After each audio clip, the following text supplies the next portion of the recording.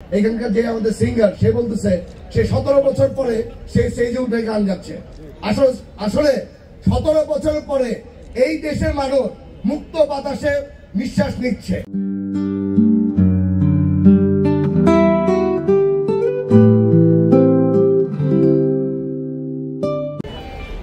বছর পরে আমরা যখন স্টেজে আসলাম তখনই বলতেছে এখানকার যে আমাদের সিঙ্গার সে বলতেছে সে 17 বছর পরে সে স্টেজে উঠে গান গাচ্ছে।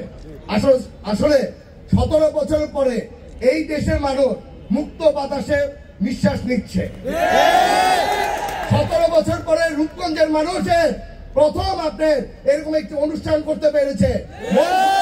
মানুষের চেহারা দিকে তাকাচ্ছে, মন খুলে মানুষ আজকে বিজয়ের একটা হাসি আসছে।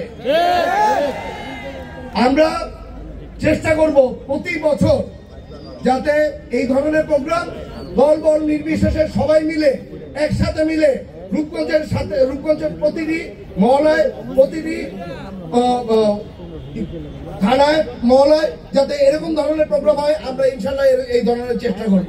আজকে আমি আর বেশি কথা বলতে চাই না, কারণ এখানে অনেক সিঙ্গাররা আছে, তাদের গান আপনারা শুনবেন, অনেকে আছে, তাদের দেখে আপনারা বেশি মুগ্ধ হবেন। আজকে আর বেশি কথা বলতে চাই না, তবে আপনারা সবাই সুস্থ দেখেন, ভালো দেখেন। এবং আপনারা একটা কথা খেয়াল রাখবেন, আমাদের দেশটা একটা আরেকটা আমার সাহেব একটি কথা বলেছে যে এই দেশ সবার, কারণ এই দেশের জন্য আমরা হিন্দু মুসলিম ভাইরা সবাই একসাথে মিলে চলবো। এবং এইখানে যারা যারা আছেন এই দেশের নিরাপত্তা দেওয়ার জন্য আমরা সবাই মিলে ইনশাল্লাহ চেষ্টা করব।